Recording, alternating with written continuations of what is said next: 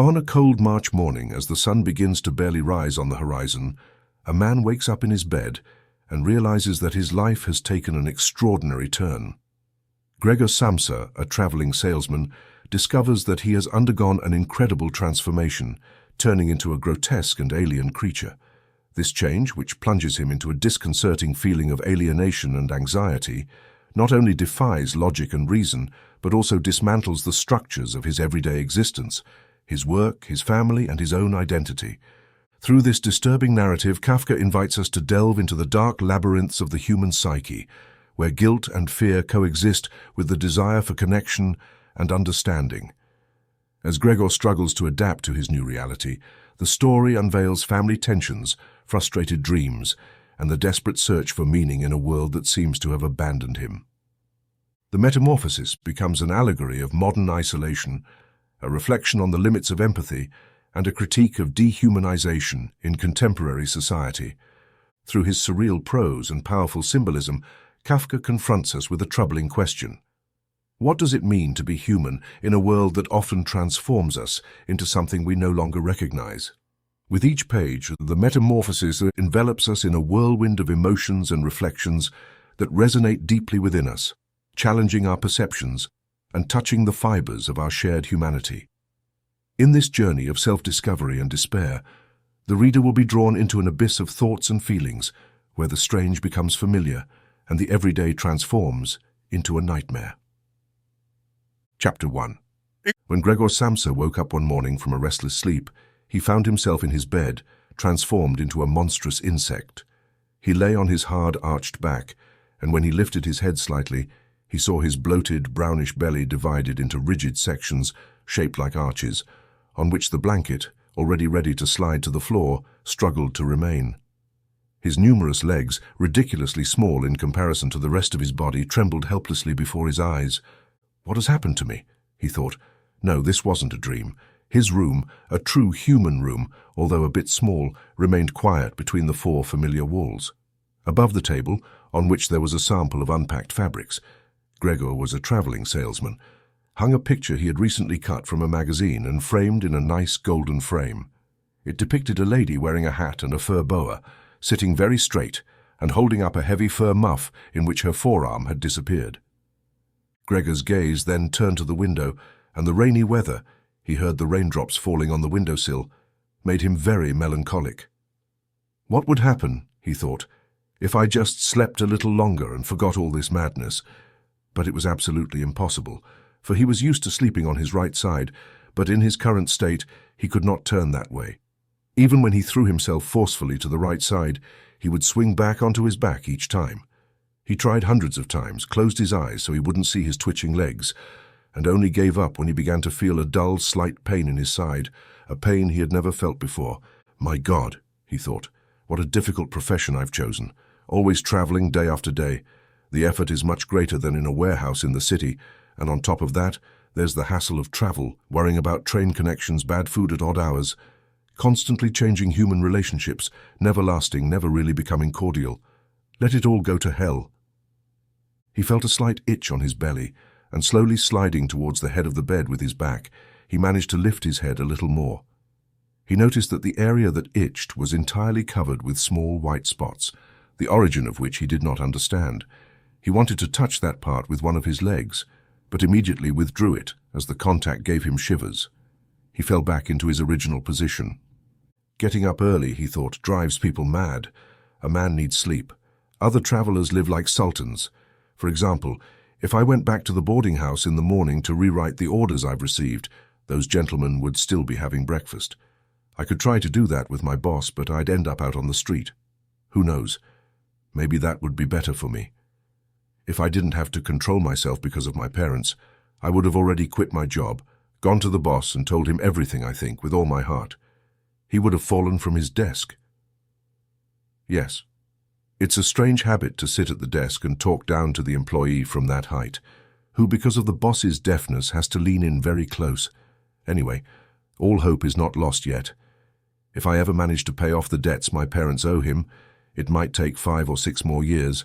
I will definitely do it. Then the big moment will have arrived, for now I must get up because the train leaves at 5. He looked at the clock ticking on the wardrobe. My God, he thought. It was 6:30, and the hands were moving steadily. It was almost 6:45. Didn't the alarm go off? From his bed, he could see that it was properly set for 4 o'clock, and it had certainly gone off. Yes, but was it possible to sleep so deeply with that noise shaking the furniture? Well, he hadn't slept peacefully, but perhaps a little deeper after all. What should he do now? The next train left at 7. To catch it, he would have to hurry madly. The samples still weren't packed, and he himself didn't feel particularly well. Even if he managed to catch the train, he couldn't avoid a reprimand from his boss because the commissioner who had been waiting for him at the 5 o'clock train had surely already reported his absence. He was the slave of his boss, without courage or judgment. What would happen if he said he was sick? But that would be very suspicious, since Gregor had never been ill in 5 years of service. The boss would surely appear with the insurance doctor, reproach his parents for having such a lazy son, and absolve himself of any objections by referring to the insurance doctor, who always claimed that men were in good health, but simply reluctant to work. And in that case, wouldn't he have a point? Gregor, aside from a kind of unnecessary drowsiness after a long sleep, felt fairly well and was even very hungry. While he was thinking about all this very quickly, unable to decide whether to get out of bed at that very moment the clock marked 6:45, there was a soft knock on the door at the head of his bed. "Gregor," said a voice, it was his mother, "it's 6:45. Weren't you supposed to go on a trip?" What a sweet voice. Gregor was frightened, however, when he answered. He heard a voice that was clearly his, but mixed with a painful and irresistible squeak that from deep within him at first let the words come out clearly, but distorted them in such a way that it was unclear whether they had been heard properly. Gregor wanted to respond in detail and explain everything, but under these circumstances he simply said, yes, thank you, Mum, I'm getting up." Probably because of the wooden door, the change in Gregor's voice wasn't noticeable from the outside, and his mother was reassured by this answer and left. But thanks to this short conversation, the other family members realized that, contrary to all expectations, Gregor was still at home, and already his father was gently but firmly knocking on one of the side doors. Gregor, he shouted. "What's going on?" After a few moments he insisted again, this time with a more serious voice. Gregor. From the other side door, his sister was softly lamenting. "Gregor, don't you feel well? Do you need anything?" Gregor responded from both sides, "I'm ready." And articulating as carefully as possible, taking long pauses between words, he tried to remove anything that might sound strange from his voice. His father returned to his breakfast, but his sister murmured, "Gregor, open up, please." But Gregor had no intention of opening the door. Rather, he congratulated himself for having taken the precaution of locking the doors, a habit he had developed during his travels, even at home. At first, he planned to get up calmly, undisturbed, dress, and most importantly, have his breakfast. Then think about the rest, as he clearly saw that staying in bed wouldn't lead to a reasonable conclusion. He remembered that he had already experienced several times, lying in bed, a slight pain, perhaps caused by a bad position, a pain that disappeared once he got up and realized it was just an illusion. He was curious to see how his current fantasies would also gradually fade. He had no doubt that the change in his voice was just a symptom of a bad cold, the occupational disease of traveling salesmen. Throwing off the blanket was very simple. He just needed to inflate himself slightly, and it would fall off by itself, but the rest would be more difficult, especially since he was very large. He would have needed arms and hands to lift himself, but instead he had many small legs that kept flailing in all directions and that he couldn't control. When he tried to bend one, it was the first one that extended, and if he finally managed to do what he wanted with that leg, all the others suddenly moved disorderly and painfully, as if released. "I can't stay in bed uselessly," Gregor thought. He first tried to get out of bed from the lower part of his body, but this lower part, which he hadn't seen yet and couldn't exactly imagine, turned out to be difficult to move. The motion was very slow, and when he finally threw himself forward with all his might, almost in a fury, without thinking of the consequences, he violently bumped into the foot of the bed with one of his hind legs, and the sharp pain he felt showed him that this part of his body was probably the most sensitive at the moment. So he first tried to get out of bed from the upper part of his body and carefully turned his head toward the edge of the bed. He succeeded easily, and despite his width and weight, his body slowly followed the movement of his head. But when his head was finally hanging over the edge of the bed, he was afraid to continue moving that way, because if he fell in this position, it would really take a miracle for his head not to be injured, and at that moment, he couldn't afford to injure his head. He preferred to stay in bed. But as, after this effort, he remained lying there as before, watching his little legs struggle against each other with perhaps even more energy than before, and couldn't find a way to bring some calm and order into this chaos, he told himself again that he couldn't stay in bed, and that the wisest thing was to sacrifice everything as long as there was any chance of getting out of it. But at the same time, he remembered that thinking calmly, very calmly, was better than making desperate decisions.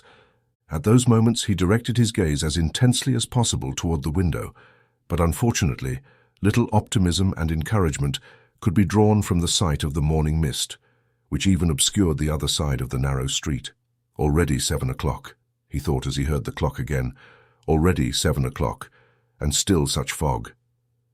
And for a moment, he lay still, breathing weakly, as though hoping that the absolute silence would bring back the daily reality. But then he told himself, before it's 7:15, I must be completely out of bed no matter what. By then, someone from the company will have come to fetch me because the warehouse opens before 7 o'clock. And then, very regularly, he began to swing his body entirely out of bed. And more out of irritation caused by these thoughts than by a real decision, he threw himself out of bed with all his strength. There was a dull sound, but it wasn't a real crash. The fall was somewhat softened by the carpet, and moreover, his back was more elastic than Gregor had imagined. That's why the sound was muffled and not spectacular. He simply hadn't taken care of his head and had bumped it. He turned it and rubbed it against the carpet with rage and pain. "Something fell in there," said the manager in the room next door, to the left. Gregor tried to imagine whether something like this could ever happen to the manager, as it had happened to him today. At least, it had to be admitted that it was possible. But in raw response to this question, the manager now took a few firm steps in the next room, the sound of his shiny boots cracking. From the room on the right, his sister murmured to warn Gregor, "Gregor, the agent is here." "I know," Gregor thought to himself, but he did not dare raise his voice loud enough for his sister to hear. "Gregor," said his father from the right room, "the agent has come and wants to know why you didn't take the first train. We don't know what to tell him, and he also wants to speak with you in person, so please open the door. He'll forgive the mess in your room." "Good morning, Mr. Samsa," the agent kindly interrupted. "He's not feeling well," said the mother to the agent while the father spoke at the door. "He's not feeling well. Believe me, Mr. Agent. How else could Gregor have missed the train? The boy never thinks of anything except business. I'm almost upset that he never goes out in the evening. He's been in town for 8 days now, but every evening he's been at home. He sits at the table with us, reading the newspaper quietly, or studying the train schedules. For him, even doing marquetry is a distraction. For example, in 2 or 3 evenings, he carved a little frame. You'd be surprised at how lovely it is. It's hanging there in his room. As soon as Gregor opens the door, you'll see it immediately. By the way, I'm glad you're here, Mr. Agent. We could never have convinced Gregor to open the door on our own. He's very stubborn, and of course he doesn't feel well, even though he denied it this morning." "I'll be right there," Gregor said slowly and carefully, without moving so as not to miss anything from the conversation. "Otherwise, madam, I wouldn't be able to explain it either," said the agent. "I hope it's nothing serious, although I must say we traders, whether by luck or misfortune, depending on your point of view, simply have to push through a slight discomfort out of respect for business." "Come on. Can we let the agent into your room?" asked the father impatiently. "No," Gregor answered. In the left room a painful silence settled, and in the right room his sister began to sob. Why wasn't his sister joining the others? She had probably just gotten out of bed and hadn't started dressing yet. And why was she crying? Because he wasn't getting up and wouldn't let the agent in? Because he might lose his job, and then the boss would once again go after his parents for the old debts? Those were for now unnecessary worries. Gregor was still there and had no intention of abandoning his family. For the moment he was lying on the carpet, and no one who knew about his condition would have seriously expected him to let the agent in. But for this small impoliteness, for which he would easily find an appropriate excuse later, Gregor could not be immediately fired, and it seemed to Gregor that it would be much more sensible to leave him alone rather than bother him with crying and attempts at persuasion. But in truth, it was the uncertainty that pushed the others to forgive his behavior. "Mr. Samsa," the agent then exclaimed, raising his voice. "What's going on? You're barricading yourself in your room, only answering with yes or no, gravely and unnecessarily worrying your parents. And by the way, you're neglecting your duties in a way that's absolutely unheard of. I'm speaking on behalf of your parents and your boss, and I demand a clear and immediate explanation. I'm astonished, truly astonished. I took you for a serious and reasonable man, and now suddenly it seems like you want to start displaying strange eccentricities. This morning, the boss suggested a possible explanation for your delay, hinting at the sum you were recently charged with collecting. I had really almost given my word of honor that this explanation couldn't be true. But right now, seeing your incomprehensible obstinacy, I'm losing all desire to vouch for you, and your situation is by no means the safest. At first, I intended to tell you all this privately, but since you're wasting my time unnecessarily, I see no reason why your parents shouldn't be informed as well. Your performance lately has been very unsatisfactory. It's true that this time of year is not favorable for big business. We acknowledge that, but there should never be a time when there are no deals to be made, Mr. Samsa. That simply cannot exist." "But Mr. Agent," Gregor cried out, beside himself, and in his irritation, he forgot everything else. "I'll open the door immediately. A slight discomfort, a dizziness kept me from getting up. I'm still in bed, but I'm now fully conscious again. I'll get up right away. Just a moment of patience. I don't feel quite as well as I thought, but I'm already feeling better. How could such a thing happen to anyone? Yesterday afternoon, I felt rather well. My parents know it very well. Or rather, I had already had a slight premonition yesterday afternoon. It should have been noticeable. Why didn't I mention it at the store? But the truth is, we always think we'll get over the illness without needing to stop. Mr. Agent, have some consideration for my parents. There's no reason for all the reproaches you're making. I was never told any of this. Perhaps you haven't read the latest orders I sent out. By the way, I'm taking the 8 o'clock train to leave for my trip. These few hours of rest have given me new strength. Don't linger, Mr. Agent. I'll be at the store myself soon. Kindly announce this and send my regards to my boss." And as Gregor babbled all this hastily, not knowing exactly what he was saying, he had moved a little closer to the wardrobe, probably thanks to the exercise he had already practiced in bed, and was now trying to straighten himself up by leaning against it. He really wanted to open the door. He sincerely wanted to show himself and talk to the agent. He was curious to see what the others, who wanted so badly to see him, would say in his presence. If it frightened them, Gregor would feel relieved, as he would no longer have any responsibility. But if they accepted everything calmly, then he had no reason to worry either, and in fact he could, if he hurried, be at the station at 8 o'clock. At first he slid off the smooth wardrobe a few times, but finally he gave himself one last push and stood up. He no longer paid attention to the intense pain in his belly. Then he let himself fall against the back of a nearby chair, firmly grasping its edges with his little legs. Through this, he regained control of himself and fell silent to listen to the agent. "Did you understand a single word?" the agent asked the parents. "Or is he mocking us?" "For pity's sake," the mother exclaimed, sobbing. "Perhaps he's seriously ill, and we're tormenting him." "Greta, Greta," she called out next. "What, mother?" replied the sister from the other side. They were speaking through Gregor's room.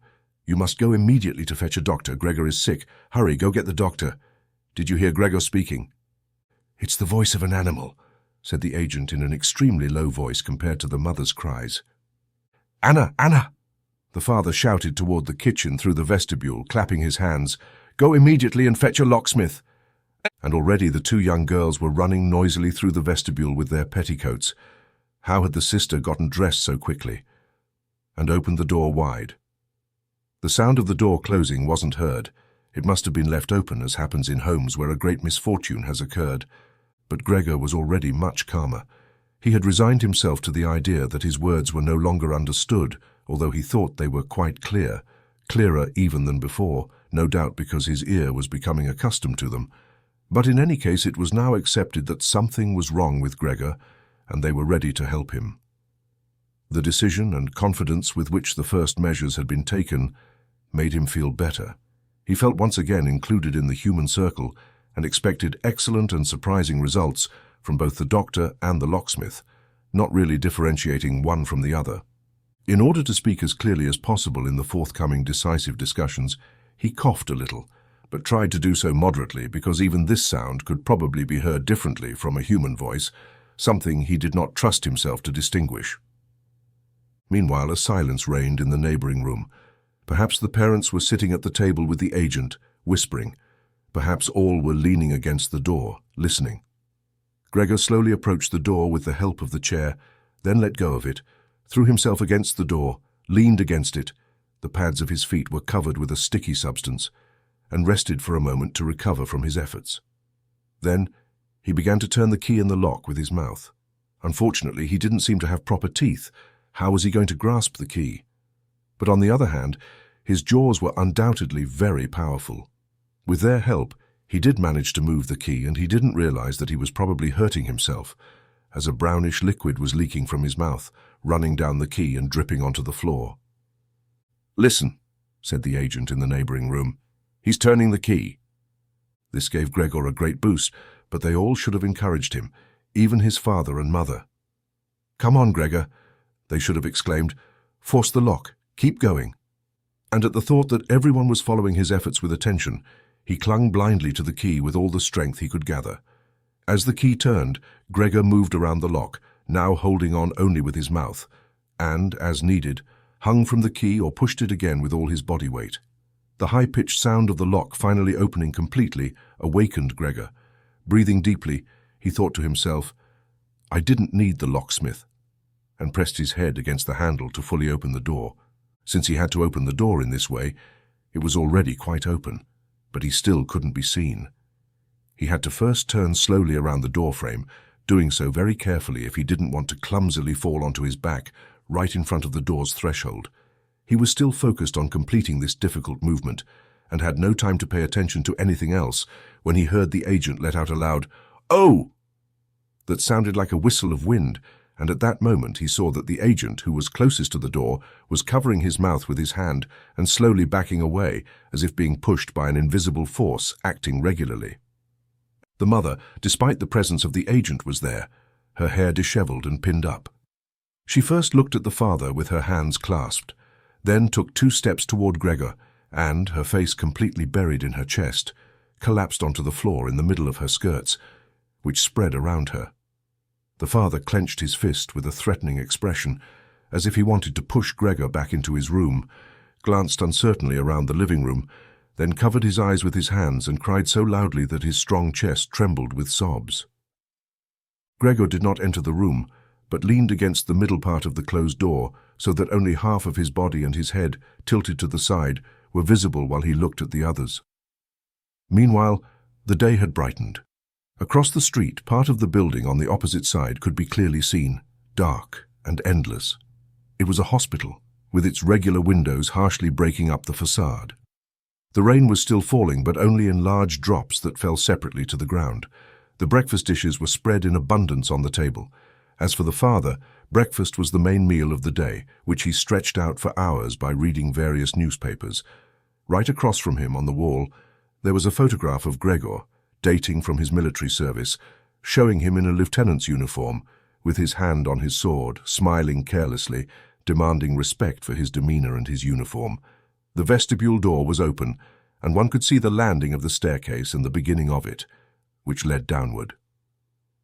"Well," said Gregor, aware that he was the only one who had remained calm, "I will get dressed immediately, pack the sample, and leave for my trip.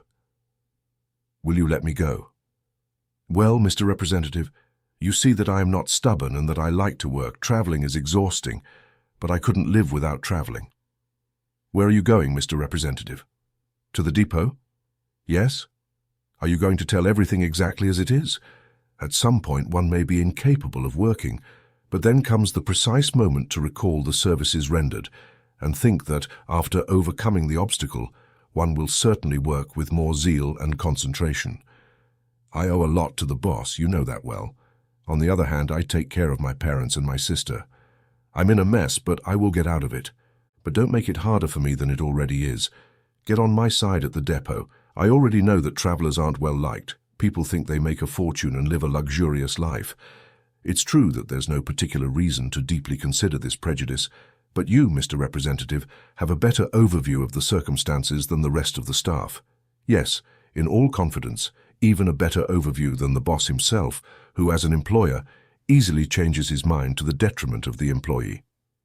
You also know very well that the traveler, who is almost always away from the depot, can easily become the victim of rumors, coincidences, and unfounded complaints against which it is absolutely impossible to defend oneself, because most of the time he doesn't even hear about them.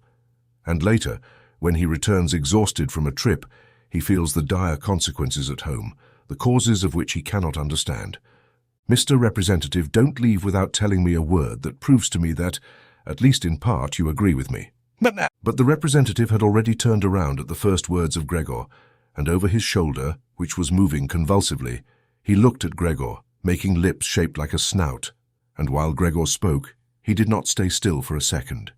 He was slowly sliding toward the door, never taking his eyes off Gregor, as if there were a secret prohibition against leaving the room. He was already in the vestibule, and judging by the sudden movement with which he stuck his foot out of the living room, one might have thought he had just burned his soul. Already in the vestibule, he extended his right hand far from him toward the stairs, as if there really awaited a supernatural salvation. Gregor understood that he must, under no circumstances, allow the representative to leave in this state of mind if he didn't want his job at the depot to be severely threatened. The parents didn't quite understand all this. For all these long years, they had come to believe that Gregor was settled in this depot for the rest of his life. And furthermore, with the current concerns, they had so much to do that they had lost all foresight. But Gregor had that foresight. The representative had to be stopped, calmed, persuaded, and finally, attracted. The future of Gregor and his family depended on it. If only his sister were here. She was smart. She had already cried when Gregor was still quietly on his back, and surely the representative, that woman's man, would have been seduced by her. She would have closed the front door, and in the vestibule would have dissuaded him from his fear. But the reality was that the sister wasn't here, and Gregor had to act. And without thinking that he didn't yet know his current ability to move, and that his words had probably, surely even not been understood, he let go of the doorframe and slid through the opening. He intended to move toward the representative, who, in a grotesque manner, was already holding on with both hands to the railing on the landing, but searching for something to support himself, he immediately fell onto his multiple legs, letting out a small cry. As soon as this happened, he felt for the first time that morning a physical well-being. His legs had firm ground beneath them, obeying perfectly, as he joyfully observed. They were even trying to take him where he wanted, and Gregor already believed that the final relief from all his ailments was within reach. But at the same moment when, swinging by the suppressed movement, not far from his mother, he stayed on the ground right in front of her, she, who seemed completely absorbed in her own thoughts, jumped up, arms outstretched, fingers spread wide, and exclaimed, "Help! For God's sake, help!" She kept her head tilted, as if she wanted to see Gregor better, but contradicting this, she retreated hastily. She had forgotten that the set table was behind her. When she reached it, she sat down abruptly, as if beside herself, and didn't seem to notice that, next to her, the coffee from the overturned coffee pot was flowing in streams onto the carpet. "Mum," said Gregor in a low voice and looked toward her. No. For a moment, Gregor completely forgot about the representative. On the contrary, he couldn't help but, upon seeing the coffee spilling, open and close his jaw several times in the air. Seeing him, his mother screamed again, fled from the table, and fell into the arms of her father, who hurried to meet her. But Gregor no longer had time to deal with his parents. The representative was already on the stairs. With his chin on the railing, he looked back one last time. Gregor gathered momentum to reach him in the safest way possible. The representative must have guessed something because he jumped several steps at once and disappeared, but he still shouted an "oh" that echoed through the entire staircase. Unfortunately, this flight of the representative seemed to completely disorient the father, who had until then remained relatively calm, because instead of pursuing the representative himself, or at least not hindering Gregor in his pursuit, he grabbed the representative's cane, which the latter had left on the chair with his hat and coat. He took a large newspaper from the table with his left hand and, kicking the floor, began to push Gregor back toward his room, brandishing the cane and the newspaper. Gregor's pleas were useless. They were not understood, and no matter how much he humbly turned his head, his father struck even harder.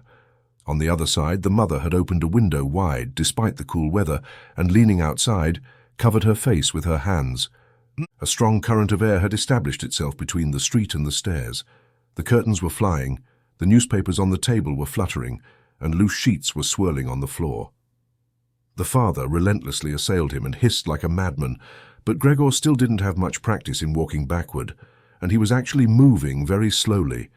If Gregorio had been able to turn around, he would have immediately gone back to his room, but he was afraid of irritating his father with the slowness of his turn, and at any moment he risked a fatal blow from the cane to his back or head. Finally, Gregorio had no choice but to notice with distress that, while retreating, he was not even able to maintain his direction. So, constantly watching his father out of the corner of his eye, he began to turn around as quickly as possible, but in reality with great slowness. Perhaps the father noticed his good intentions because he not only did not hinder him, but sometimes guided him from afar with the tip of his cane in his turning motion. If it hadn't been for that unbearable whistling from the father. Because of it, Gregorio completely lost his mind. He had almost completely turned when, hearing that whistle again, he made a mistake and recoiled slightly in his movement. But when finally, happy, he had his head in front of the door, it turned out that his body was too wide to pass through it easily. Naturally, in his father's current state of mind, it didn't even occur to him to open the other leaf of the door to give Gregorio enough space. His fixation was only that Gregorio should get into his room as quickly as possible. He would never have allowed the complicated preparations that Gregorio needed to straighten up and thus pass through the door. Moreover, he pushed Gregorio even more loudly forward, as if there were no obstacle. Behind Gregorio, it no longer sounded as if it was only the voice of his father. There was no room for jokes, and Gregorio wedged himself into the door no matter what. One side of his body lifted. He was now stuck in the doorway, his side completely injured, and unpleasant marks remained on the white door. He soon found himself wedged and unable to move, with the legs on one side hanging in the air and trembling, while the other side remained painfully crushed against the floor. Then the father gave him a strong push from behind, which, in this situation, actually provided a real sense of relief, and Gregorio entered deeply into his room, bleeding intensely. The door was closed with the cane, and then, at last, silence settled. Chapter 2. Until nightfall, Gregorio did not wake from his deep sleep, which resembled a state of unconsciousness. It is likely that he wouldn't have woken up much later, even without being disturbed, since he felt sufficiently rested. However, he had the impression that a few quick steps and the sound of the door to the vestibule, carefully closed, had awakened him. The light from the street lamps reflected faintly here and there on the ceiling and on the higher parts of the furniture, but below where Gregorio lay, it was dark. Still clumsily feeling with his antennae, he slowly crawled towards the door to see what had happened. His left side seemed like a single long scar, which caused him uncomfortable twinges and made him really limp with both rows of his legs. Moreover, one of his legs had been seriously injured during the incidents of the morning. It seemed almost miraculous that only one had been injured, and it dragged lifelessly. Only when he arrived at the door did he notice that what had drawn him to it was the smell of something edible, for there was a bowl full of sweet milk with pieces of bread floating in it. He was about to cry with joy, because he was even hungrier than in the morning, and immediately inserted his head into the milk almost up to his eyes. But he quickly withdrew it in disappointment. Not only was it difficult for him to eat because of his delicate left side, he could only eat if his whole body cooperated with panting, but also the milk, which had always been his favorite drink, and which his sister had surely brought him, no longer appealed to him. On the contrary, he almost recoiled in disgust from the bowl and crawled toward the center of the room. Now, in the living room, from what Gregorio could see through the crack in the door, the gas was on. But while, as was usual at that time of day, the father was reading aloud the evening paper to the mother, and sometimes also to the sister, no noise could be heard. Well, perhaps this habit of reading aloud, as his sister always told him and wrote to him, had completely disappeared recently. But all around him, everything remained silent, even though no doubt the house was not empty. What a peaceful life this family leads, Gregorio thought, and while staring at the darkness before him, he felt very proud of having provided his parents and sister with the life they led in such a beautiful house. But what would happen if all this tranquility, all this comfort, all this satisfaction, were now to come to a terrible end? To avoid losing himself in such thoughts, Gregorio preferred to get moving and crawl from one side of the room to the other. At one point during the long evening, a small crack opened once in one side door, and again once in the other, and both closed quickly. Perhaps someone needed to come in, but, at the same time, felt too hesitant. Then Gregorio positioned himself just in front of the living room door, determined to somehow make the indecisive visitor enter, or at least find out who it was. But the door did not open anymore, and Gregorio waited in vain. In the morning, when all the doors were locked, everyone wanted to enter his room. Now that he had opened one door, and the others had probably been opened during the day, no one came, and moreover, now the keys were placed in the locks on the outside. Very late already at night, the light went out in the living room, and then it was easy to verify that the parents and sister had stayed awake all this time, because, as could be heard perfectly, all three of them withdrew on tiptoe at that moment. Thus, surely until the next morning no one else would enter Gregorio's room. He had plenty of time to think, without anyone disturbing him, about how he should reorganize his life. But the room with the high ceilings, which gave the impression of being empty, where he was forced to lie on the floor, frightened him without him being able to discover why, since it was the room he had occupied for 5 years, and, in a half-conscious movement, not without a certain shame, he hurried to slip under the sofa, where, although his shell was somewhat crushed and he could no longer lift his head, he soon felt very comfortable, and only regretted that his body was too wide to fully disappear under the sofa. He stayed there all night, which passed partly in a semi-sleep, from which he was occasionally roused by hunger with a start, and partly in worries and confused hopes, leading him to the conclusion that for the moment he must behave calmly, and that with the help of great patience and consideration from his family, he should make bearable the inconveniences that Gregorio, in his current state, could not avoid causing them. Very early in the morning, it was still almost night, Gregorio had the opportunity to test the decisions he had just made, as his sister, almost fully dressed, opened the door from the vestibule and looked inside expectantly. She didn't find him right away, but when she discovered him under the couch, my God, he must be somewhere. He couldn't have disappeared. She was so frightened that she couldn't control herself and closed the door again from the outside. But as if regretting her behavior, she immediately reopened it and tiptoed in, as if he were a serious patient or a stranger. Gregorio had pushed his head almost to the edge of the couch and was watching her. Would she realize that she had left the milk, not out of hunger, and would she bring him another, more suitable meal?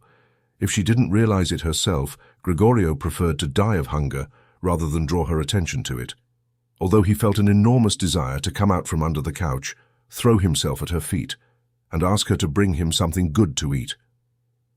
But the sister noticed with surprise the bowl full of milk, around which a little had spilled, and she lifted it off the floor, but not directly with her hands, rather with a cloth, and carried it away. Gregorio was very curious about what she would bring him instead, and he made many different guesses about it. But he could never have guessed what the sister's kindness would really bring. To test his taste, she brought him many things to choose from, all spread out on an old newspaper. There were slightly rotten vegetables, bones from dinner, surrounded by a white sauce that had already hardened, some raisins and almonds, a piece of cheese that Gregorio had deemed inedible 2 days ago, a piece of bread, another piece of bread spread with butter, and another piece of bread spread with butter and salt. Additionally, she added the bowl, which was probably now intended for Gregorio, filled with water, and out of delicacy, knowing that Gregorio would never eat in front of her, she quickly withdrew and even locked the door, so that Gregorio would realize he could be as comfortable as he wanted. Gregorio's legs buzzed in anticipation of the moment of eating. Moreover, his injuries must have completely healed by now, as he felt no more discomfort. He was surprised and thought about how, over a month ago, he had slightly cut his finger, and that wound only the day before yesterday had hurt quite a lot. Could I now have less sensitivity? He wondered, and already he was greedily sucking on the cheese, which attracted him the most strongly and immediately out of everything. Then, at full speed, with his eyes filled with tears of joy, he devoured the cheese, vegetables, and sauce. The fresh food, however, didn't please him. He couldn't even bear their smell, and he even pushed aside the things he wanted to eat.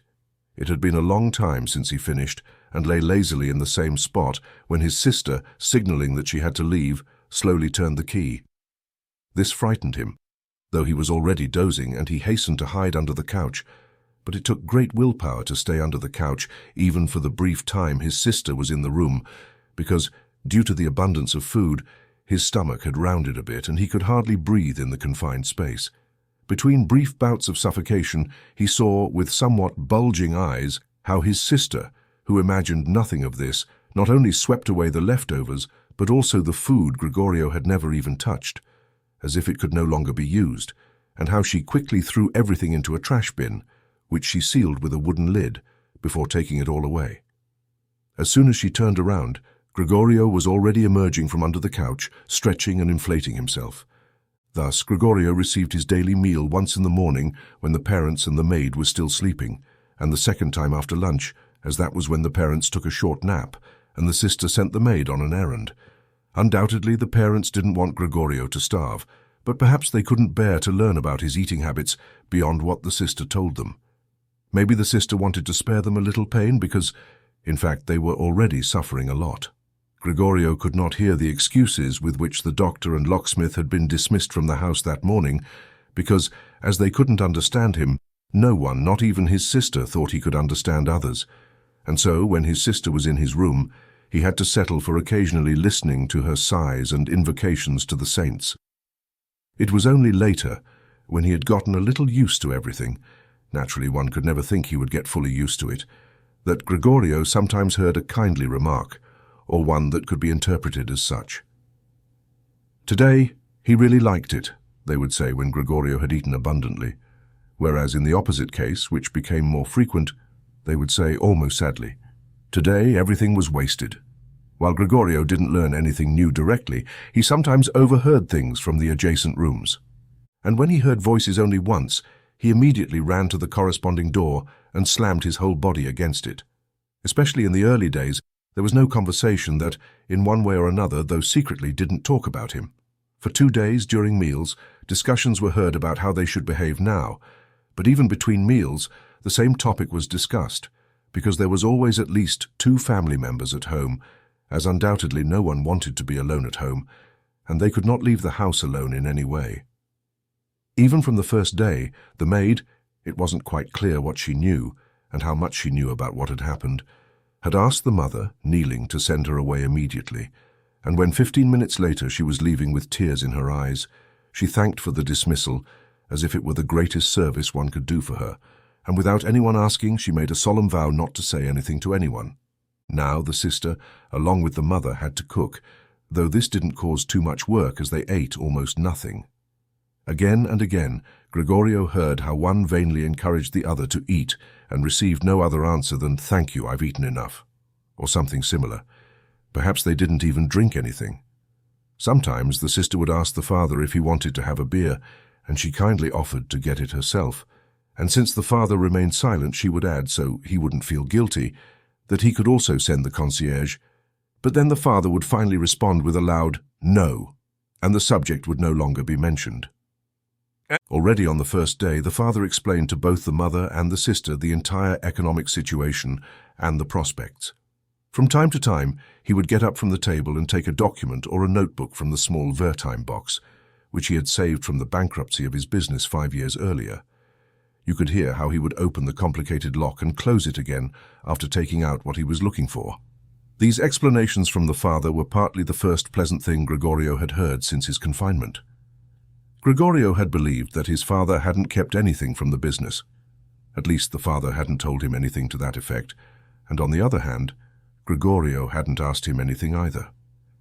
At the time, Gregorio's concern had been to do everything in his power to help the family forget the commercial disaster that had plunged them all into complete despair, and so he had started working with a very particular zeal and, almost overnight, had gone from a simple employee to a representative who, naturally, had many other opportunities to earn money, and whose professional successes in the form of commissions would immediately be converted into cash, which could be placed on the table at home in front of the amazed and happy family. Those had been good years, and then they were never repeated, at least not with that same brilliance, although Gregorio, in the following years, earned so much money that he was able to cover all of the family's expenses. And so he did. The family and Gregorio had gotten so used to this. Money was accepted with gratitude. He would give it gladly, but it no longer emanated any special warmth.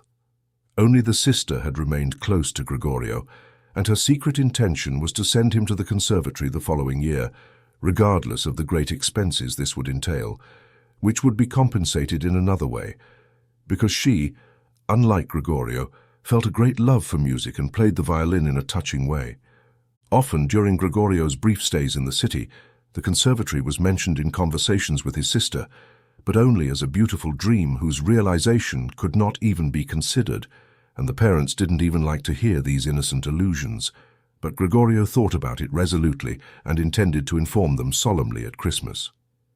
Such thoughts, completely useless in his current state, crossed his mind while he stayed there, pressed against the door, listening. Sometimes he could no longer listen due to exhaustion, and in a moment of inattention he would bump his head against the door, but he would immediately raise it again, for even the small noise he had made had been heard next door, and caused everyone to fall silent. "What is he going to do?" said the father after a few moments, evidently addressing the door. Then the conversation, which had been interrupted, slowly resumed. Thus Gregorio learned very well. The father often had a habit of repeating his explanations, partly because he had not dealt with such things in a long time, and partly because the mother did not understand everything right away. That despite the misfortune, there was still a small fortune left, that the interest still intact had slightly increased over all this time. Furthermore, the money Gregorio had brought home each month, he had kept only a few florins for himself, had not been fully spent and had turned into a small capital. Gregorio, behind the door, enthusiastically nodded, pleased with the unexpected foresight and savings. In truth, with this remaining money, Gregorio could have started repaying the debt his father owed to his boss, and the day when he could finally leave this job would have been closer. But now, without a doubt, it was much better this way, as his father had organized it.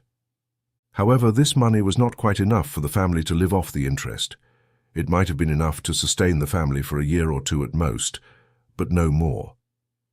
So, it was a sum of money that, in reality, could not be touched, and had to be reserved for emergencies, but money for living needed to be earned. Now, the father was indeed a healthy man, but already old, who had not worked in 5 years and, in any case, could not count much on his strength. During these 5 years, which had been the first vacation of his otherwise laborious and unsuccessful life, he had gained a lot of weight and had thus become very clumsy. And the old mother? Was she now supposed to earn money? She who suffered from asthma, who would become exhausted with just a walk around the house and who spent every other day with breathing difficulties, lying on the couch with the window open. And was the sister also supposed to earn money?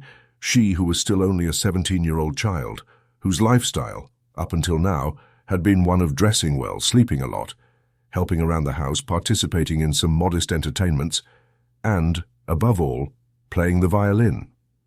When the talk turned to the necessity of earning money, Gregorio would end up abandoning the door and throwing himself onto the cool leather couch near the door, for he was overcome with intense shame and deep sadness. Sometimes he would lie there all night, not sleeping a moment, rubbing himself against the leather for hours, or he wouldn't hesitate to make the great effort of pushing a chair to the window, climbing onto the windowsill and once on the chair, leaning against the window and looking out, no doubt in remembrance of the freedom he had always felt when he had been propped up there before. For indeed, day by day, he saw the things that were not even very far away with less and less clarity. He could no longer see the hospital across the street, whose constant view had previously brought him curses, and if he had not known very well that he was living on the quiet but central Charlottenstrasse, he might have believed that he was looking out of his window at a desert where the grey sky and the grey earth met, indistinguishable from one another. It only took 2 times for his sister, attentive as ever, to notice that the chair was under the window, so from that moment on, after tidying the room, she would always put it back there, and even leave the inner window open. If Gregorio had been able to speak to his sister and thank her for everything she did for him, he would have better tolerated her services, but in this way he suffered.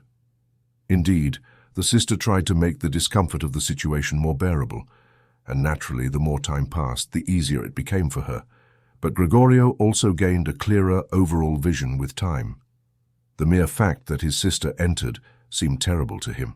Hardly had she entered, without taking the time to close the door, although she always paid great attention to sparing everyone the sight of Gregorio's room, she would rush straight to the window and throw it open in a hurry with urgent hands, as if she were suffocating. And although it was very cold, she would stay for a moment in front of it, breathing deeply. These runs and noises frightened Gregorio twice a day. During all this time he trembled under the couch, knowing very well that she would have gladly avoided all of this had she been able to keep the window closed in the room where Gregorio was. Once, about a month after Gregorio's transformation, and when his appearance was no longer a particular cause of astonishment for his sister, she arrived a little earlier than expected and found Gregorio standing still looking out of the window, really positioned in a way that could frighten anyone. For Gregorio, it would not have been unexpected if she had not entered, as his position prevented her from immediately opening the window, but she did not just stay out. She stepped back and closed the door.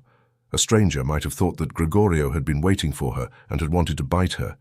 Gregorio, of course, immediately hid under the couch, but he had to wait until noon before his sister returned, and even then she seemed much more worried than usual.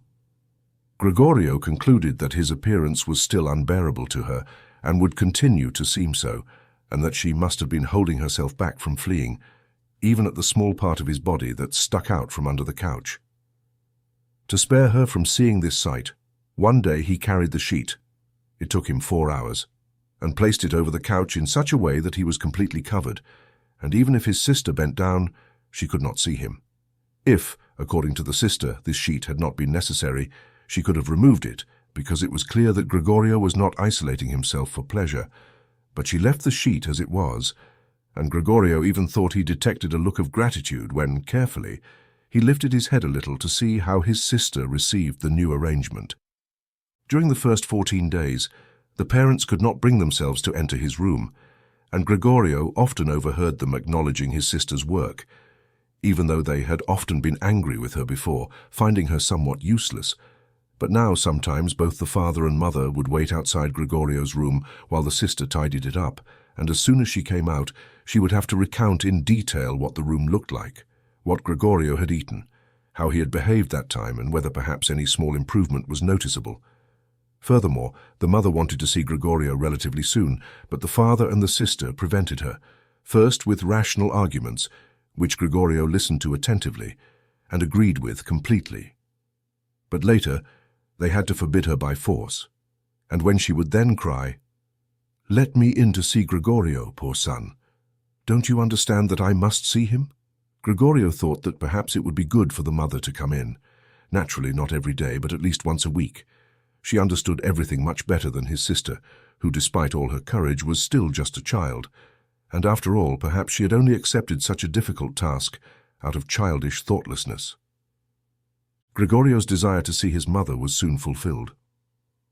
During the day, Gregorio did not want to show himself at the window, out of consideration for his parents, but he could not crawl too much on the few square meters of floor space.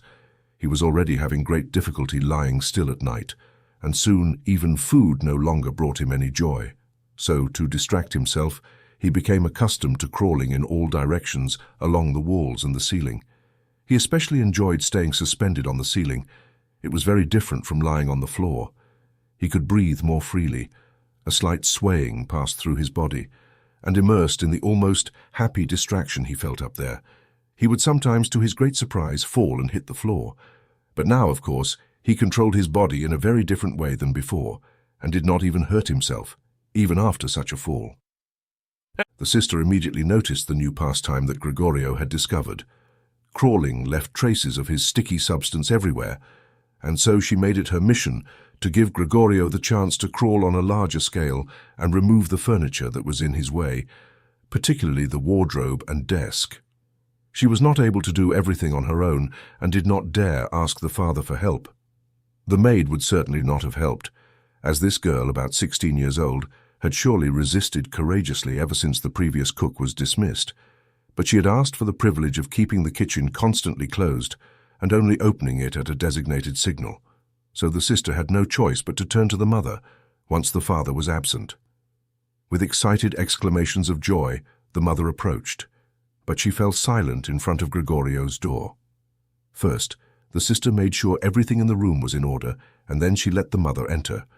Gregorio had hurried to place the sheet even lower and with more folds, so that it really looked like a sheet thrown carelessly over the couch. This time, Gregorio refrained from looking under the sheet. He gave up seeing his mother this time and contented himself with just her presence.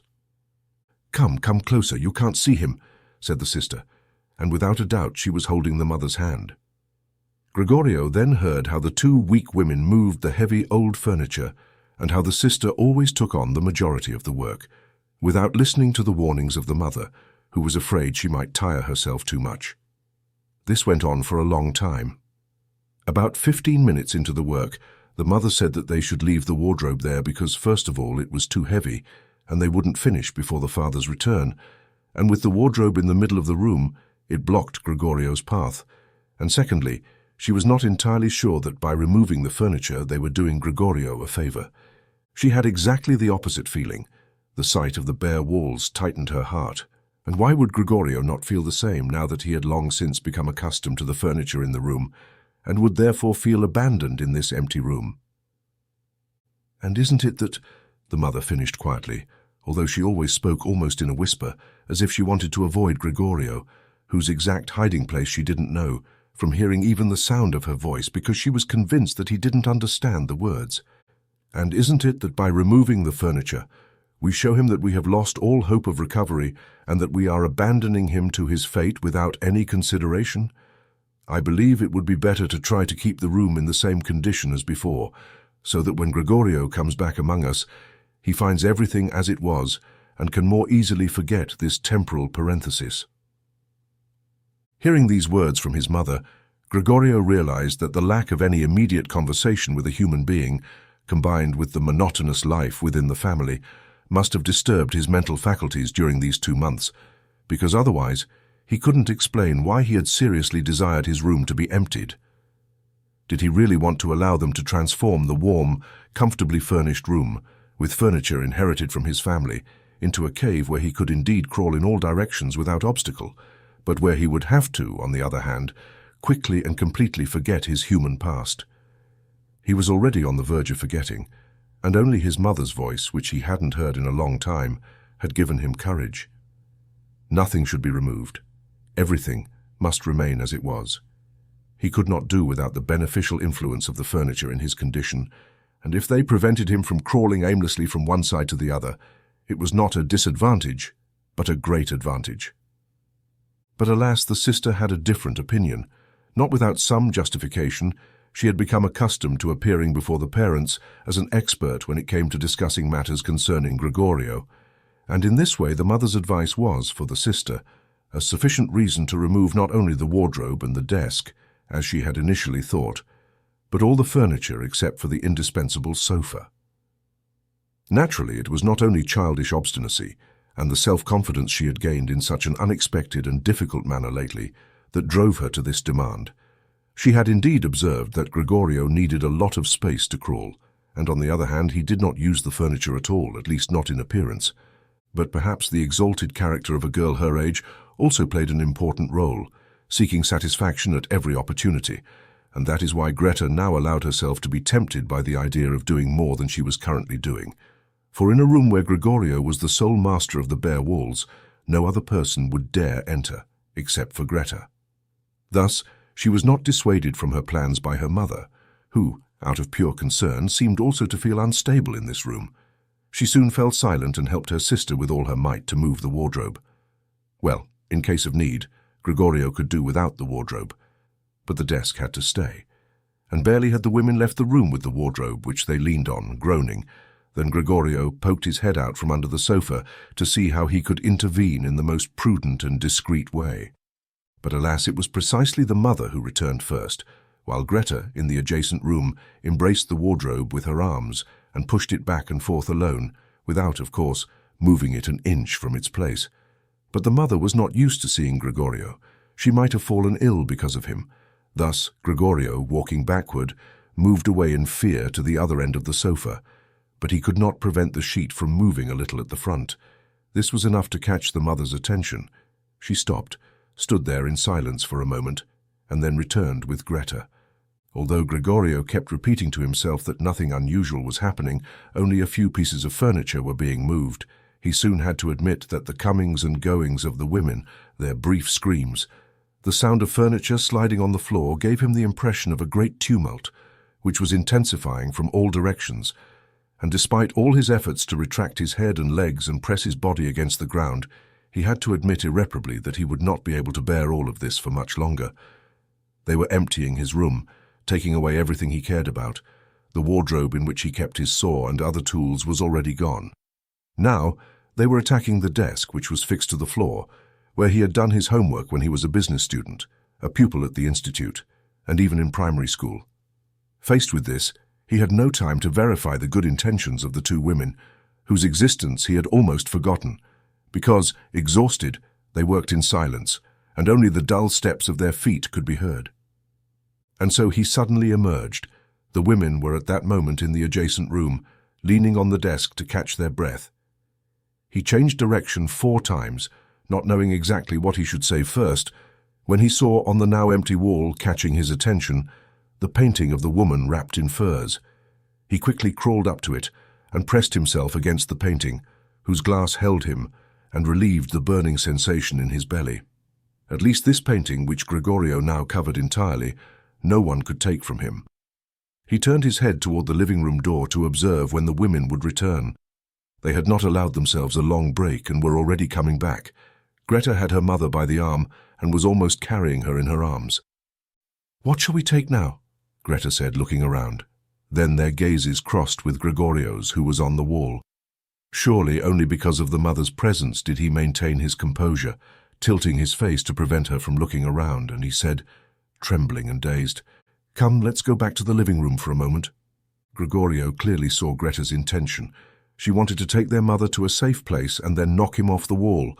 Well, let her try. He would stay with his painting and would not give it up.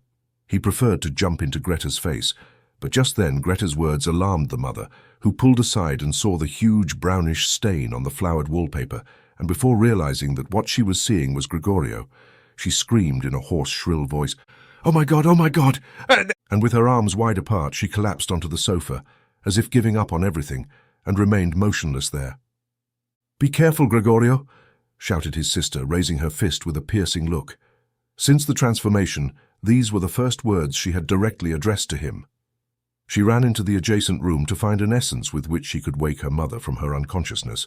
Gregorio also wanted to help. There was still plenty of time to save the painting. But he was stuck to the glass and had to forcefully free himself.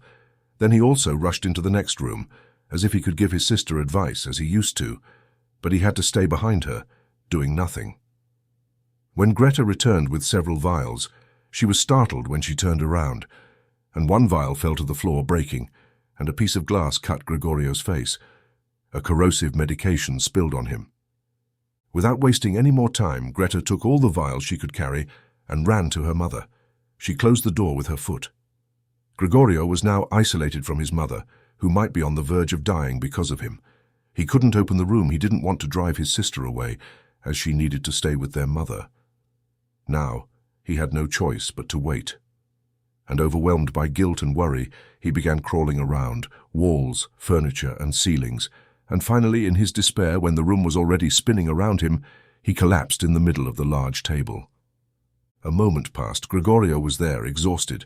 All around him was calm. Maybe it was a good sign. Then the doorbell rang. The girl was, of course, locked in her kitchen, and Greta had to go open. The father had arrived. "What happened?" were his first words. Greta's appearance revealed everything. Greta answered in a muffled voice, probably pressing her face against her father's chest. "Mom is unconscious, but she's better now." Gregorio escaped. "I expected this," said the father. "I've told you many times, but you women never listen." Gregorio realized that his father had misinterpreted Greta's brief information and suspected that Gregorio had resorted to a violent act. That's why he now had to try to calm his father, as he didn't have the time or the opportunity to explain himself. So, Gregorio rushed to the door of his room and leaned against it so that his father, as soon as he entered the hallway, would see that Gregorio had the best intention of immediately returning to his room, and that it was unnecessary to push him back. It was enough to open the door and he would disappear immediately. But the father was not able to notice such subtleties. "Ah!" he shouted as he entered, his tone sounding both furious and pleased. Gregorio withdrew his head from the door and looked up at his father. He would never have imagined his father like this, as he was now. It's true that in recent times, having focused his attention on his own movements, he had lost the chance to worry, as he once did, about what was happening in the rest of the house, and he really had to be prepared for different circumstances. And yet, was it still the father? The same man who had been buried in his bed when, once upon a time, Gregorio went on business trips? The same man who, on the evening of his return, welcomed him in a bathrobe, sitting in his armchair, and who couldn't get up but, as a sign of joy, would just raise his arms toward him.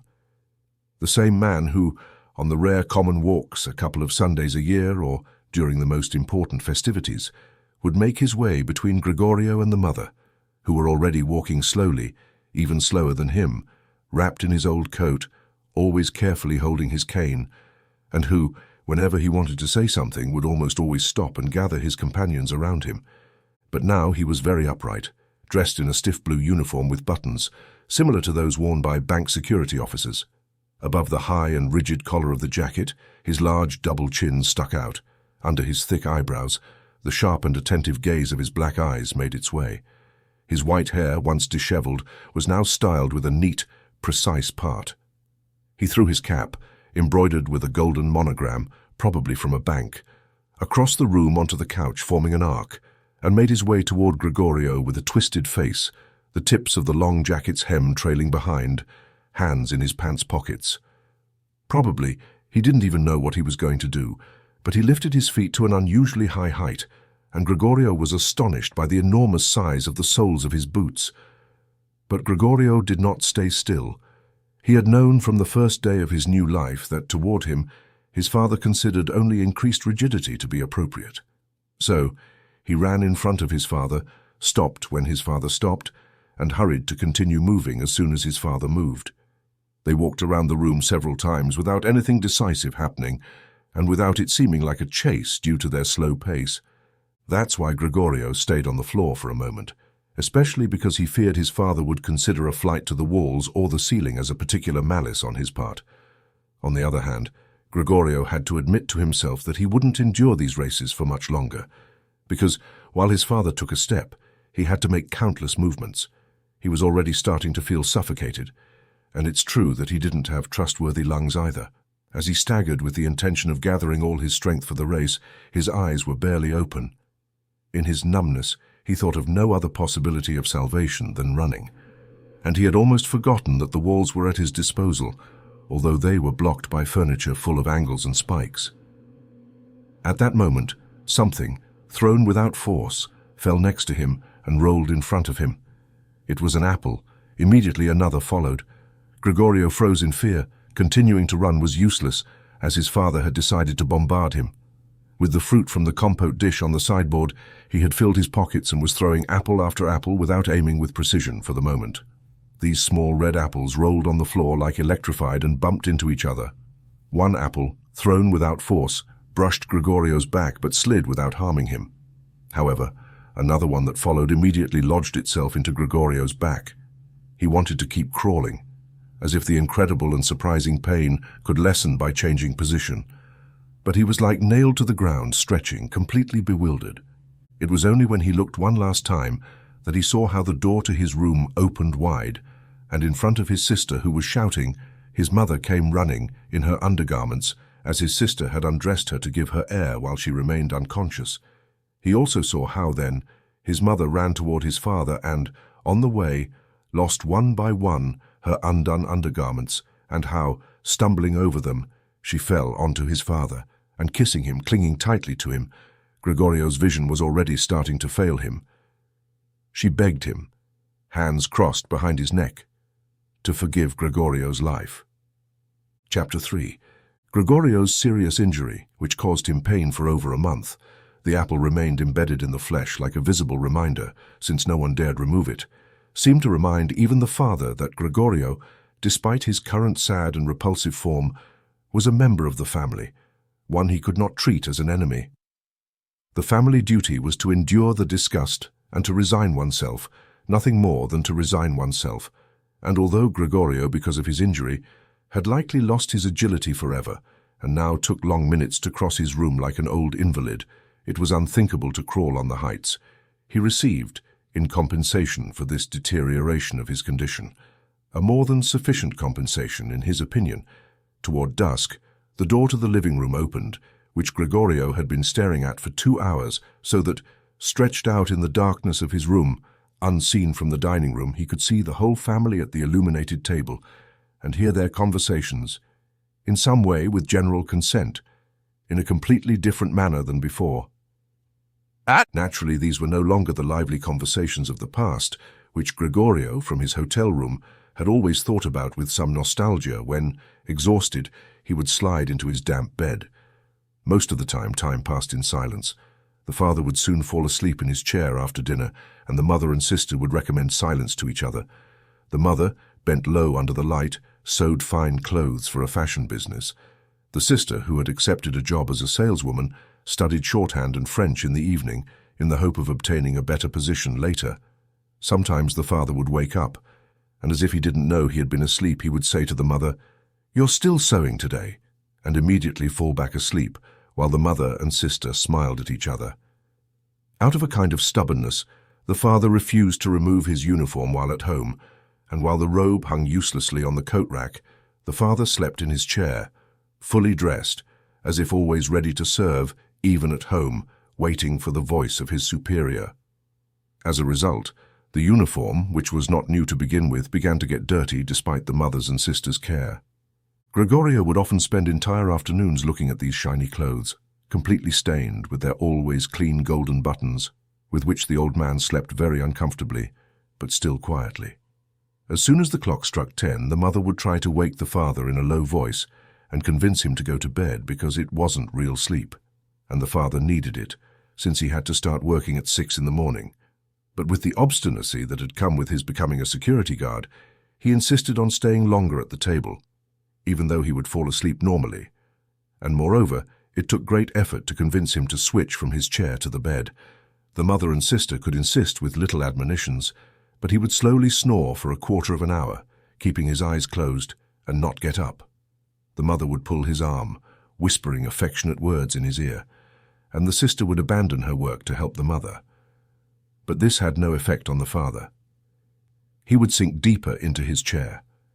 It was only when the women took him by the shoulders that he would open his eyes, look alternately at the mother and sister, and habitually say, "What a life this is, the tranquility of my last days." Leaning on the two women, he would rise heavily, as if he himself were his heaviest burden, allow himself to be dragged to the door, where he would give them a sign that he didn't need them, and continue on alone while the mother and sister would hurriedly abandon their sewing and their pens to run after him and continue to help him. Who in this family, exhausted by work and weighed down by fatigue, would have more time than necessary to care for Gregorio? The family budget was shrinking more and more, and the maid had finally been sent away.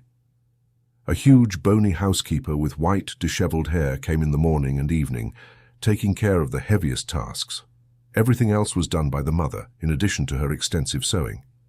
It even happened that several family jewels, which the mother and sister had worn with enthusiasm at gatherings and parties, had to be sold, according to what Gregorio learned in the evening about the price obtained.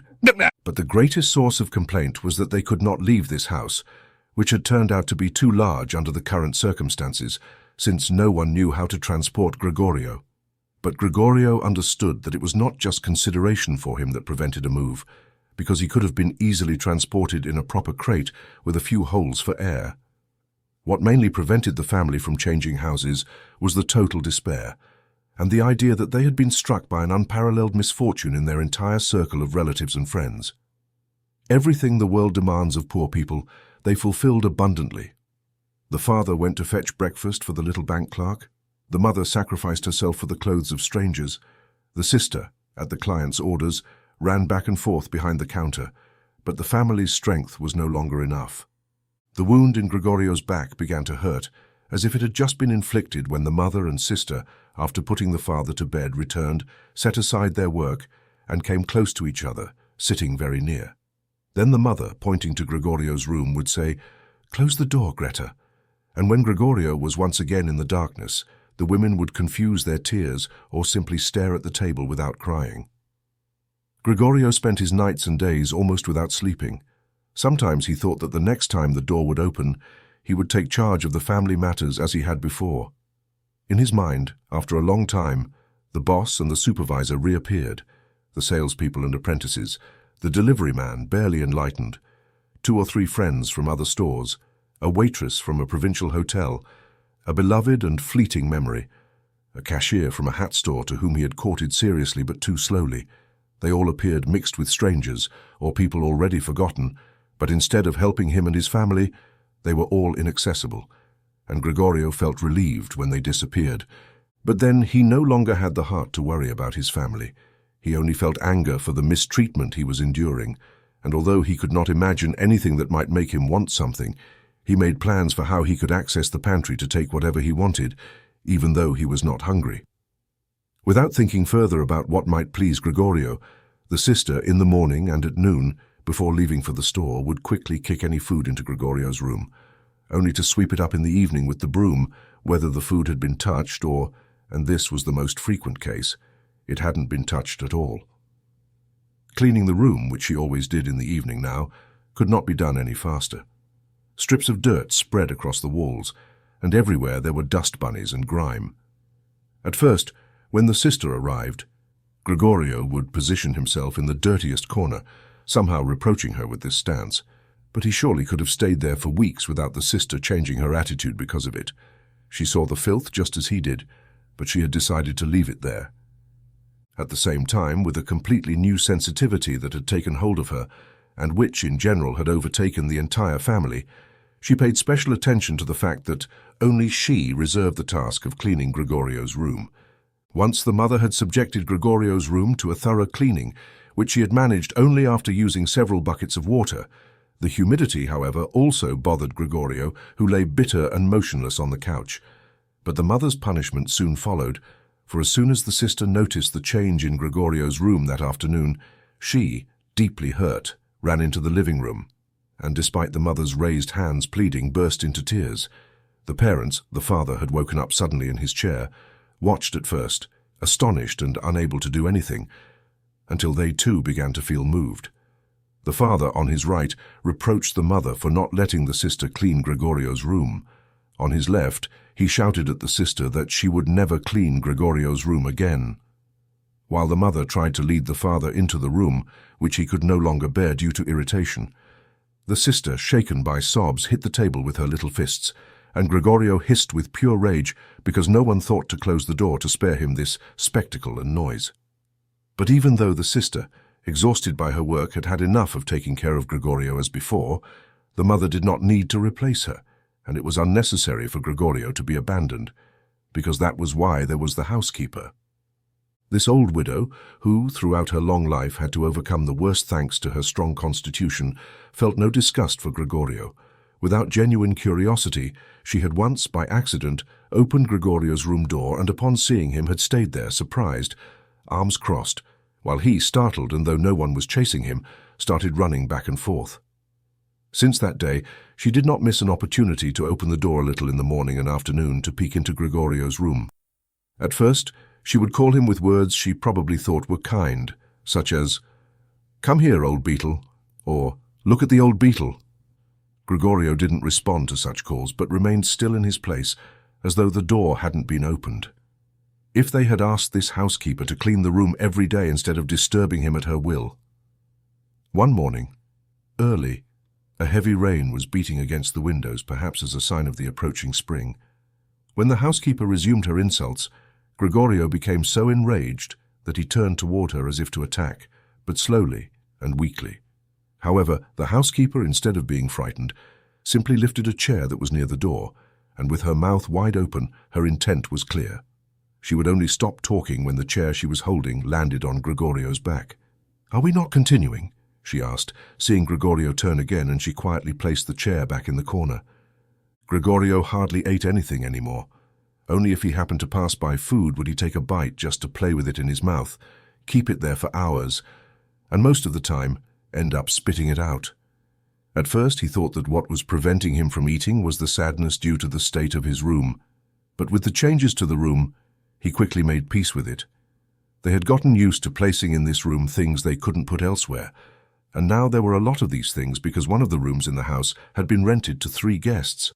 These stern gentlemen, all 3 had beards, as Gregorio could see through a crack in the door, took particular care in maintaining order, not only in their room but throughout the house since they had moved in, especially in the kitchen. They could not stand useless objects, or, even less, filth. Furthermore, they had brought much of their own furniture. For this reason there were many things that could neither be sold nor thrown away.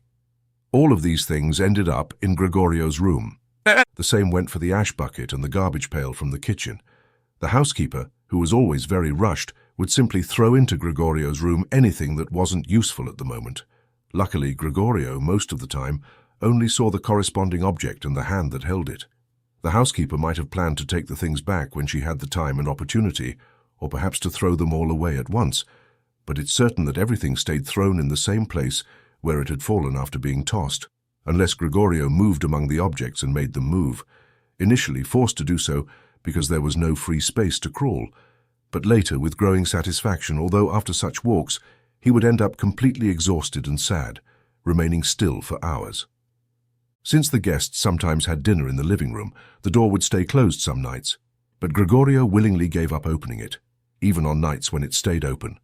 He did not use it, but without the family noticing he would lie in the darkest corner of the room. But one day, the housekeeper had left the door to the living room slightly open, and it stayed that way even when the guests arrived and the lights were turned on. They sat at the table in the same spots where the father, mother, and Gregorio had sat before, unfolded the napkins, and took a knife and fork in hand. At that moment, the mother appeared through the door with a dish of meat, and shortly after, the sister arrived with a plate full of potatoes. The food was steaming. The guests leaned over the dishes in front of them as if they wanted to inspect them before eating, and indeed, the man sitting in the middle, who appeared to be the most authoritative of the 3, cut a piece of meat from the dish to check if it was tender enough, or perhaps it needed to be sent back to the kitchen. The test satisfied him, and the mother and sister, who had been watching all of this with impatience, began to smile as they took deep breaths. The family ate in the kitchen. Despite this, before entering the kitchen, the father would first go into the room and, with a single bow and his cap in hand, circle the table. The guests would rise and murmur something into their collars. Once they were alone, they ate in almost total silence. To Gregorio, it seemed strange that, amid all the varied sounds of eating, he repeatedly heard the sound of teeth chewing, as if they wanted to show Gregorio that in order to eat, you need teeth, and that even with the finest jaws, without teeth, you can get nowhere. But if I don't have an appetite, Gregorio thought. But these things make me hungry, the way the guests eat, and here I am dying. It was that very evening, Gregorio didn't remember hearing them all this time, that the violin began to play. The guests had already finished dinner. The one in the middle had taken out a newspaper, handed a page to each of the others, and the 3 of them smoked and read, lounging around. When the violin began to play, they listened attentively, stood up and tiptoed toward the vestibule door, where they stood still, pressed together. From the kitchen, they must have heard them because the father shouted, "Is the music disturbing, ladies and gentlemen? It can stop immediately." "On the contrary," said the man in the middle. "Wouldn't you like to come in with us and play here in the room where it's much more comfortable and pleasant?" "Of course," exclaimed the father as if he himself were the violinist. The gentleman returned to the room and waited. Soon the father came in with the music stand, the mother with the music score, and the sister with the violin. The sister calmly prepared everything necessary to play. The parents, who had never rented rooms before and therefore exaggerated their kindness toward the guests, didn't dare sit in their own chairs. The father leaned against the door, his right hand placed between 2 buttons of his buttoned coat. The mother was offered a chair by one of the gentlemen, and since she left it where the man had placed it by chance, she remained seated in a corner, away from the others. The sister began to play. The father and mother, each from their place, followed her hand movements closely. Gregorio, drawn to the music, had crawled a little forward and already had his head in the living room. He no longer found it strange that he had no regard for others these days. He had once been proud of that consideration, and now, at this moment, he had more reasons to hide because of the dust that filled his room, flying everywhere at the slightest movement, and he himself was also covered in dust. On his back and sides, he dragged around threads, hairs, remnants of food. His indifference to everything was so great that he no longer lay on his back and rubbed himself against the carpet, as he still did several times a day before. And despite this state, he felt no shame in advancing on the immaculate floor of the dining room. On the other hand, no one paid him any attention. The family was entirely absorbed in the violin music. On the contrary, the guests, who at first, hands in pockets, had stood too close behind the sister's music stand in order to be able to read the score, which probably didn't disturb the sister, whispered, heads lowered, and soon moved to the window, where they were watched by the father with concern. It seemed that they were clearly disappointed in their expectation of listening to a beautiful or amusing piece on the violin, and they had had enough of the performance, allowing only politeness to interrupt them.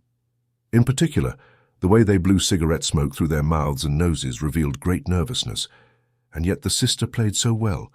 Her face was tilted sideways, attentive and sad, her eyes following the notes on the staff.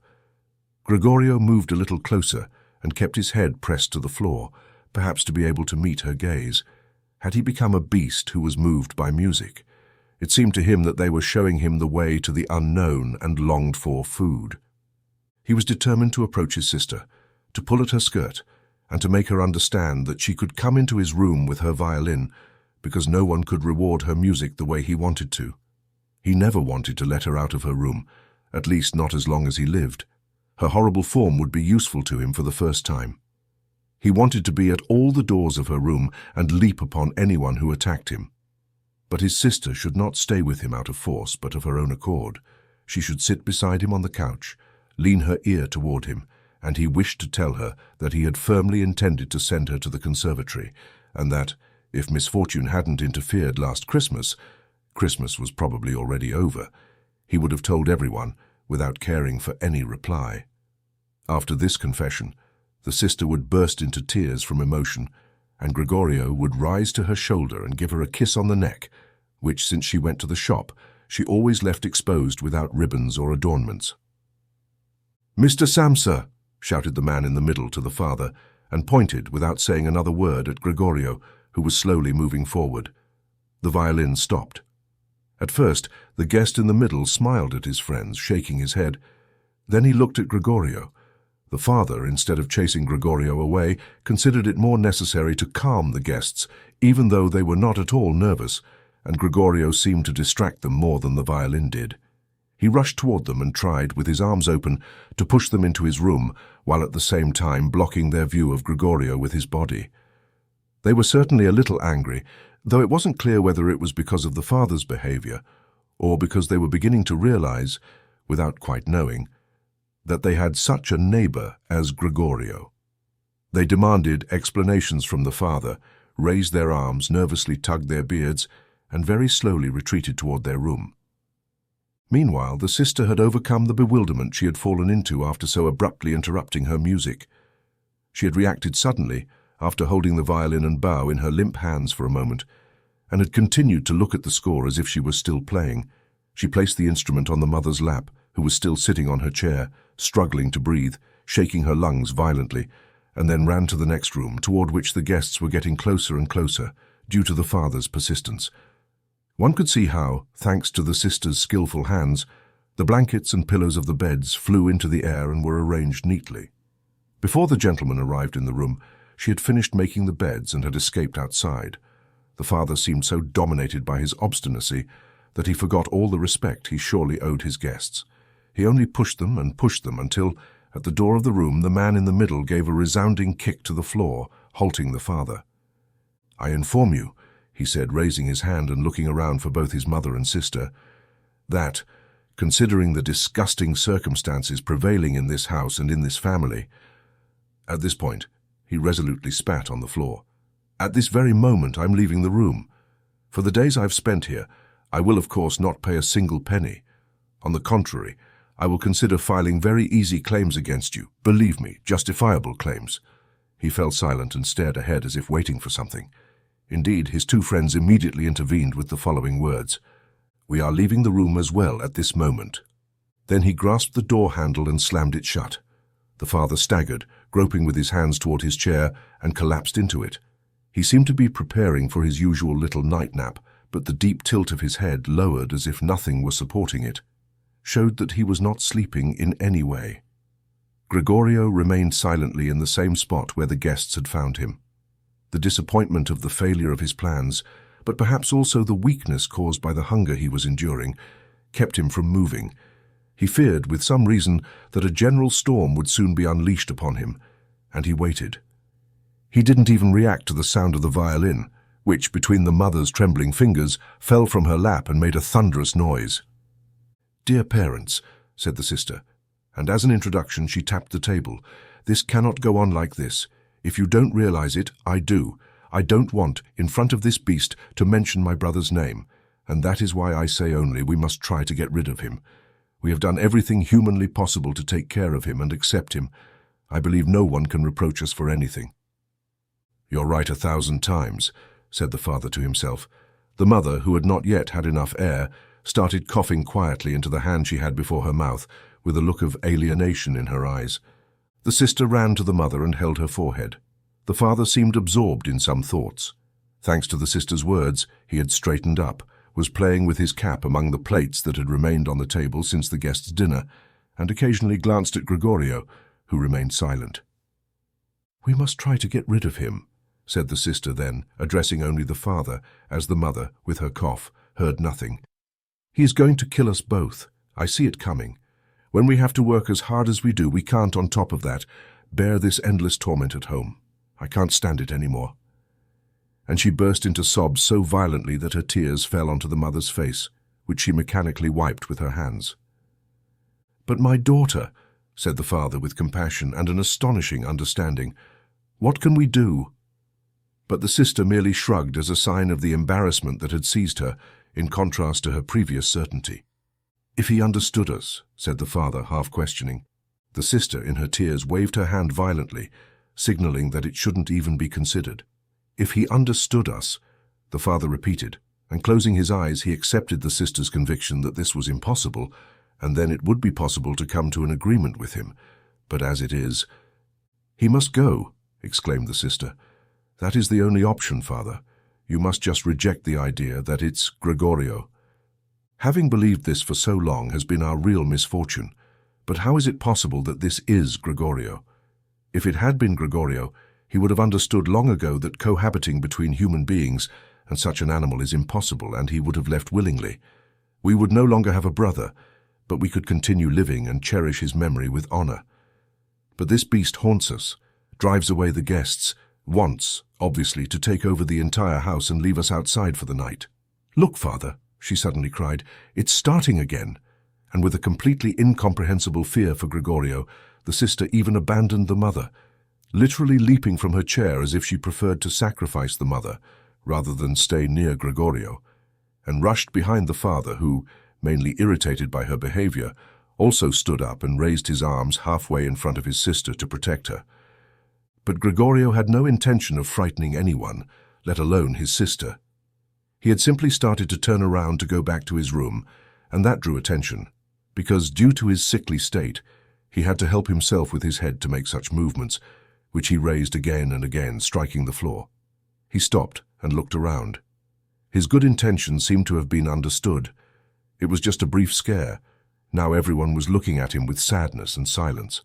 The mother was sitting in her chair, her legs extended and pressed together, her eyes almost closed from exhaustion. The father and the sister sat side by side, and the sister had placed her arm around the father's neck. "Maybe I can turn around now," thought Gregorio, and began his activity again. He could not hold back the panting due to the effort, and from time to time he had to rest. Moreover, no one was hurrying him. They were letting him do as he pleased. When he had completely turned around, he immediately started to back up straight.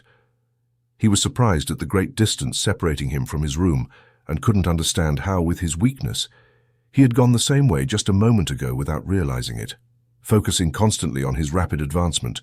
He didn't even notice that no word, no exclamation from his family disturbed him. When he was already at the door, he turned his head, not completely, because he felt his neck stiffening, but he still saw that nothing had changed behind him. Only the sister had risen. His last look caressed the mother, who at last had fallen deeply asleep. No sooner had he entered his room than the door was shut and locked. Gregorio was so frightened by the sudden noise behind him that his little legs buckled. It was his sister who had advanced so quickly. She had stayed there and waited, then lightly jumped forward. Gregorio hadn't even heard her coming, and she cried out a "finally" to their parents while turning the key. And now? Wondered Gregorio, looking around in the darkness. He soon discovered that he could no longer move.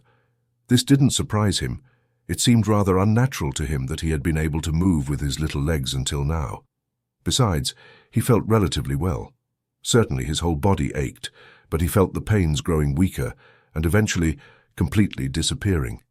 He could hardly feel the rotting lump on his back and the infection forming around it, both covered in soft dust. He thought of his family with tenderness and emotion. His conviction that he must disappear was, if possible, even more determined than his sister's. In this peaceful, meditative and lethargic state, he stayed until the tower clock struck 3 in the morning. He lived through the beginning of dawn behind the glass. Then, against his will, his head collapsed onto the floor and his nostrils exhaled the final sigh. When, early in the morning, the cleaning woman arrived, with such force and haste that she knocked on the door so loudly that it was already impossible to imagine anyone still asleep in the house since her arrival. Even though she had been repeatedly asked to try to avoid it, during her usual brief visit to Gregorio, nothing initially caught her attention. She thought he was lying there so still by choice, pretending to be offended and believed he could understand everything. As she happened to have the long broom in hand, she tried to tickle Gregorio from the door. Failing to achieve anything with that, she grew irritated and poked Gregorio lightly. It was only when he didn't resist that she paid attention to him. When she realized the true circumstances, she opened her eyes wide, whistled to herself, but didn't linger long. She opened the bedroom doors wide and exclaimed loudly into the darkness, "Look, he's burst. There he is. He's completely burst." Mr. and Mrs. Samsa were sitting on the bed, trying to recover from the fear the cleaning woman had caused before understanding her warning. But then Mr. and Mrs. Samsa, each on their side, quickly got out of bed. Mr. Samsa threw a blanket over his shoulders, and Mrs. Samsa appeared in her nightgown. They entered Gregorio's room. Meanwhile, the door to the living room, where Greta had been sleeping since the guests arrived, also opened. She was fully dressed as if she hadn't slept, and her pale face seemed to prove it. "Dead?" said Mrs. Samsa, looking up with a questioning gesture at the cleaning woman, though she could verify it herself and realize it without needing confirmation. "I say, I believe so," said the cleaning woman, and as proof she pushed Gregorio's corpse aside with the broom. Mrs. Samsa made a motion as if she wanted to stop the broom, but didn't. "Well," said Mr. Samsa, "now we can thank God." He crossed himself, and the 3 women followed his example. Greta, who hadn't taken her eyes off the corpse, said, "Look how thin he was. He hasn't eaten in a long time. The meals came out just as they came in." Indeed, Gregorio's body was completely flattened and dry.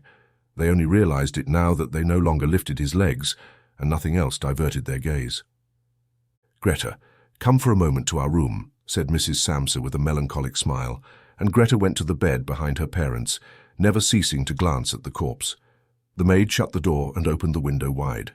Despite the early hour, some warmth mingled with the fresh air. It was already the end of March.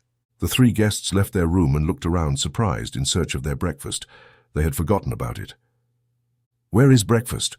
asked the middleman in a gloomy tone to the maid, but she put a finger to her lips and quickly and silently gestured with her hands for them to go into Gregorio's room. So they went there and stood with their hands in the pockets of their slightly worn jackets, around the corpse, in the now fully lit room of Gregorio. Then the bedroom door opened and Mr. Samsa appeared dressed in his uniform, one arm around his wife and the other around his daughter. All had slightly wet eyes. Sometimes Greta rested her face on her father's arm. "Get out of my house immediately," said Mr. Samsa, pointing to the door without releasing the women. "What do you mean?" said the middleman, somewhat dazed, and smiled with some hypocrisy. The other 2 had their hands behind their backs. and were constantly rubbing them together as if eagerly awaiting a great fight that was to work in their favor. "I mean exactly what I'm saying," replied Mr. Samsa, turning with his companions toward the guest.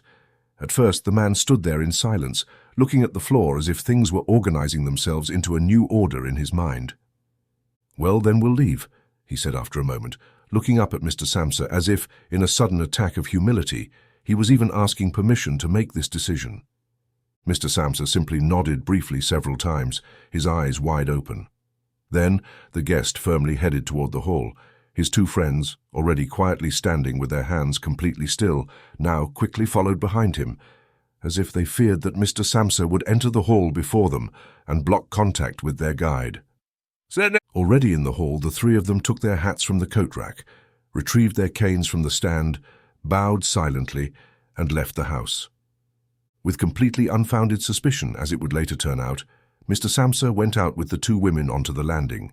Leaning on the railing, they saw how the three of them slowly but surely descended the stairs, disappearing behind a bend on each floor before reappearing after a few moments.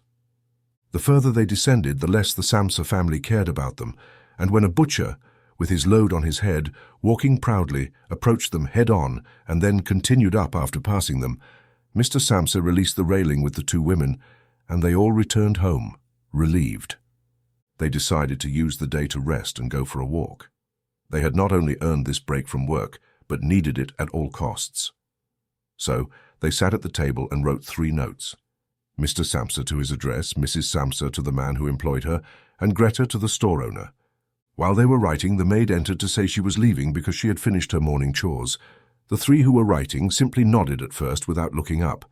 When the maid showed no sign of leaving, they looked up, annoyed. "What's going on?" asked Mr. Samsa.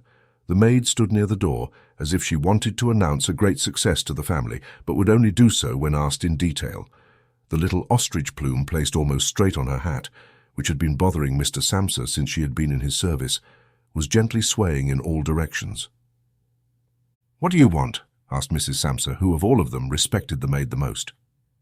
"Well," replied the maid, unable to continue speaking because she was smiling so friendly, "you don't need to worry about how to get rid of that thing. It's already taken care of." Mrs. Samsa and Greta bent back over their letters as if they wanted to continue writing.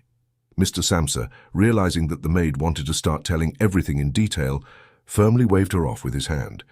Since she could not say anything, she remembered the great hurry she was in, shouted, visibly offended, "Goodbye, everyone!" turned around angrily, and left the house, slamming the door. "I'll fire her tonight," said Mr. Samsa, but he received no response from his wife or daughter, as the maid seemed to have disturbed the barely regained tranquility. They stood up, went to the window and stayed there, embracing each other. Mr. Samsa turned in his chair toward them and watched them in silence for a moment, then called them. "Come on, come. Forget the things of the past once and for all and have some consideration for me." The women immediately obeyed, ran to him, caressed him, and quickly finished their letters. Then all 3 left the house together, something they hadn't done in months, and went to the countryside, out of the city, by tram. The vehicle they were in was completely bathed in the warm sunlight. Comfortably leaning in their seats, they talked about their future prospects and came to the conclusion that, seen up close, things were not bad at all, because the 3 jobs on this matter, which they had not yet really asked each other about, were extremely good and above all very promising for the future.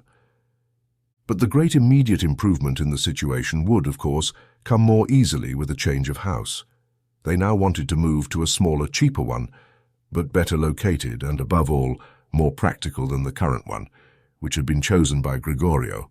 As they talked like this, Mr. and Mrs. Samsa almost simultaneously had the thought, upon seeing their daughter becoming more animated, that lately, despite the calamities that had made their cheeks pale, she had turned into a blossoming and beautiful young woman.